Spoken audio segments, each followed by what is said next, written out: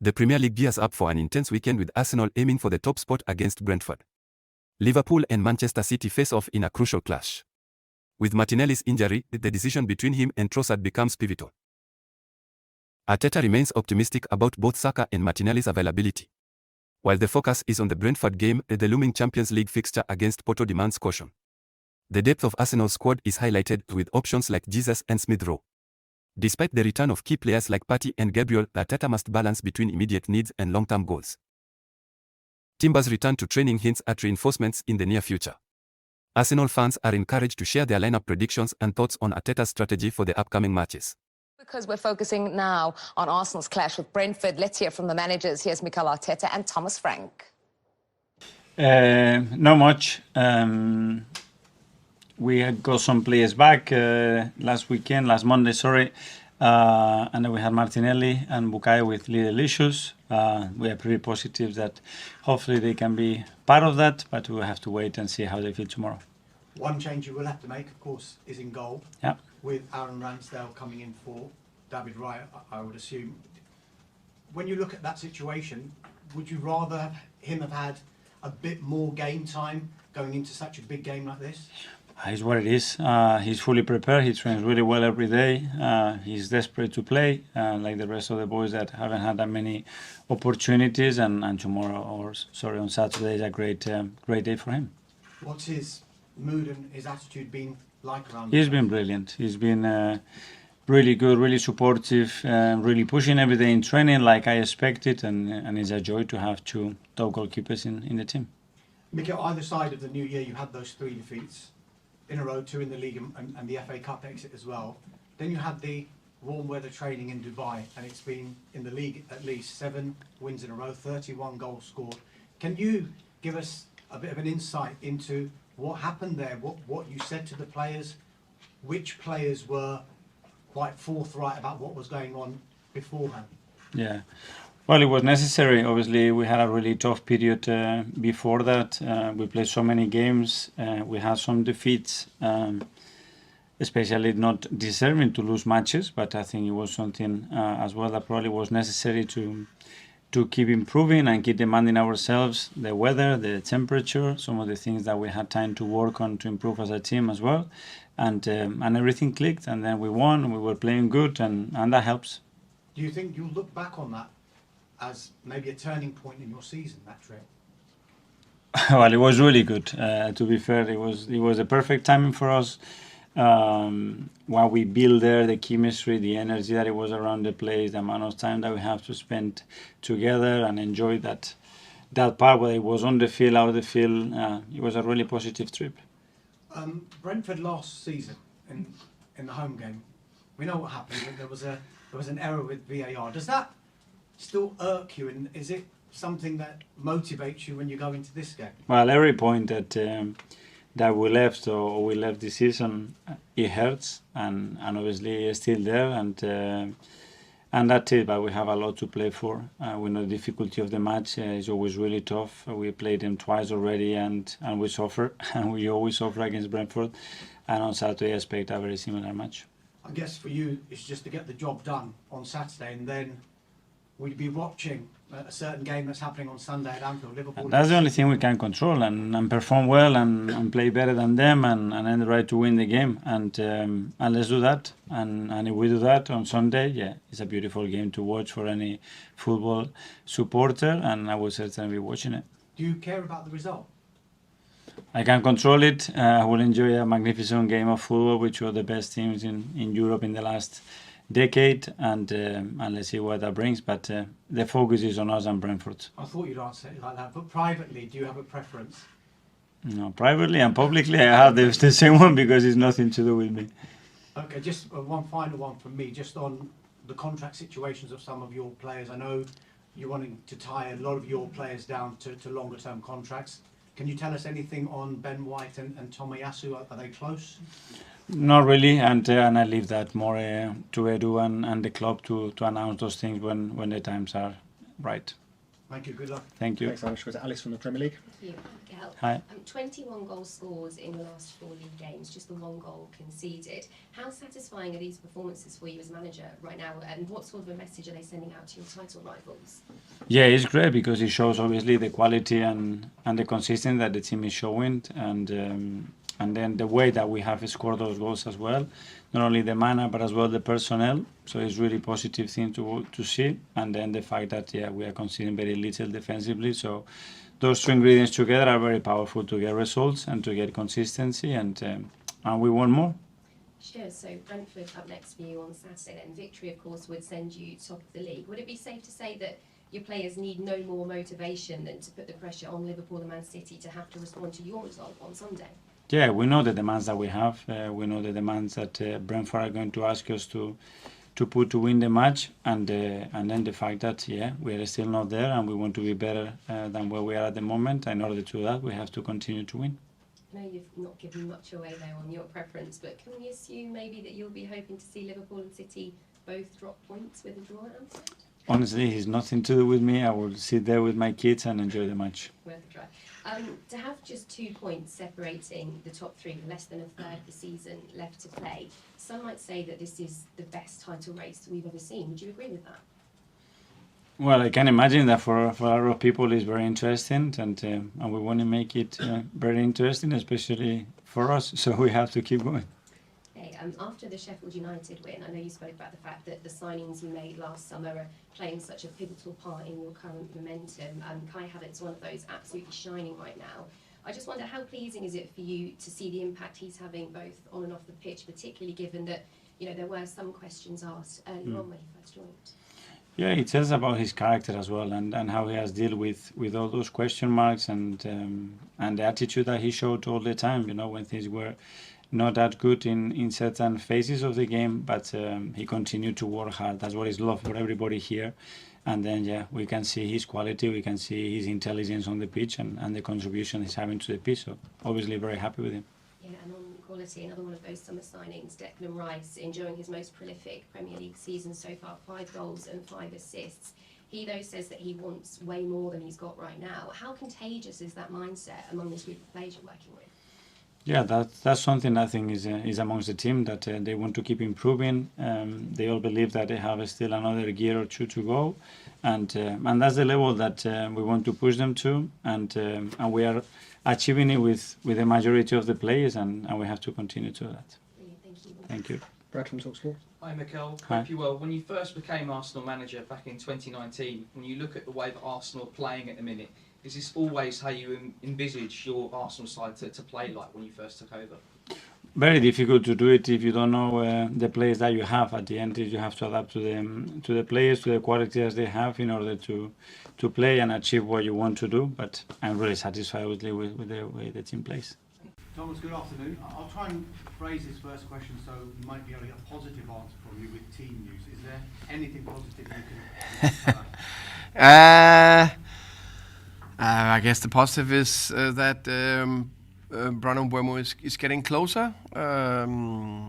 It will still be, the aim will still be after the international break, and hopefully he will be available for the Man U game. I was here last week and you interjected on one of my questions when I was talking about relegation, and you said, we are staying in the Premier League. I just want to get that out there. Did that feeling get reinforced further with that performance against Chelsea? It was definitely a very good feeling after the game. I thought it was a very good performance overall, especially second half, and also that bounce back mentality I talked about. So bouncing back from a bad performance, but also in the game where we were going 1-0 down and coming back and leading 2-1, I thought was very impressive. And the players deserve a lot of credit. So I got a big belief in the players and the team, and they showed why I should have a big belief. It's a totally different proposition now with Arsenal. Does it get much tougher in the current Premier League form-wise than Arsenal away? No, I don't think so. I think, as you say, form-wise, momentum, then they are right up there. I think it's clear it's Arsenal, Liverpool, and City. They are ahead of the rest. And right now, maybe Arsenal are performing to the absolutely maximum. I've stopped counting the goals they've scored, and some of you probably got it. The number is how much? 31 in the last 7. 31 in the last 7. That's more than 4 per game or something like that, isn't that? Yeah. Ooh, wow. That's impressive. So I guess it needs to be pretty good to defend. 31. Very impressive. But we trust ourselves. We believe in ourselves. We know what we're about and what we can do. But of course, they deserve a lot of praise. I would say Arteta, its coaching staff, and the players. It's clearly that they have improved from last year, and I don't know exactly how you do that, but they managed to have a okay first part of the season, but they look so much stronger now. And I know we're not in the run-in, but we know the title will be decided in March, April, and of course May. But so they look so strong coming into it. So I think that's a combination of all of them learning, young team, young squad, got more experience, and then just on the performances they look very, very strong. So I think the job they all have done together is very impressive. You always give them a game, though. Yeah. Does that give you confidence? And is that the kind of message you'll be telling your players? Yeah. We know that we hopefully can do it again. I would say that I said that to the players. The good news, we always give them a game. The bad news is that they've never been better. So we need to put a top performance out there to get something out of the game. No doubt about that. And they know they have to beat us. So of course I'm pretty sure they are happy to take the pressure on them, and they know they need to beat us to still be in the title race. It's definitely impressive. 31 goals in 7 games at the start of the year. Arsenal are on fire. There is no other way to say it. No, I mean, like I said earlier, this is a great opportunity for them. Massive psychological opportunity as well to go top, international break, and then play Man City directly after. But like I said, it's not a disrespect on Brentford, but if you're talking about Arsenal who've got aspirations to win the Premier League, you look at the form that Brentford have, you're expecting Arsenal, after everything they've done since 2024, to win this game and go into the weekend top of the table. So, yeah, it's great. And but the one thing I would say is Brentford will play a formation that will try and stifle them. I think we saw in the game against Sheffield United, it was naive to play with a back 4. Brentford play with a back 5, and I think that will give them protection. I think they'll be more physical against Arsenal, and set pieces, they're also pretty good at them as well. So I don't think it will be a foregone conclusion like we've seen with the other Arsenal games, but I still fancy Arsenal to come through, and they have to if they want to win this title. From a psychological point of view for Arsenal last season compared to right now in this title race, not many people are really talking about them. They have to, because mathematically they are there and they are still very much in with the shout. It feels like the pressure is off them. Everyone's talking about Man City, everyone's talking about Liverpool, and they seem to be flourishing in that environment. Yeah, it's like they've got medium pressure. They're not the hot topic. Yeah. They're sort of brewing in the background, but everyone is talking about Klopp last season, what Liverpool can do. Everyone's talking about Pep and City because they always do, and they know that they're so strong in the run-in.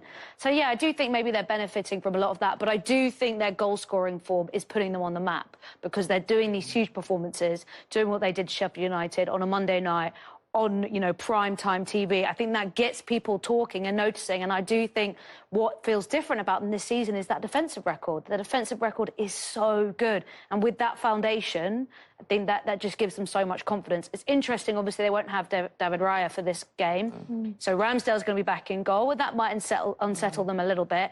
But also Brentford... Shouldn't, though, should it really? Well, I think it unsettled Arsenal initially with Arteta thinking that he could maybe go one step further than football was really ready for by doing this goalkeeper rotation. Obviously, eventually settled on David Raya, and that's fine. But I don't think Raya's had a lot to do in the last couple of weeks. So chucking Ramsdale in, how does that change things? But at the same time, when you look at Brentford's defensive record, they've conceded the 4th most goals in the division, and it's just the teams in the relegation zone ahead of them. So they haven't had a clean sheet in a very long time.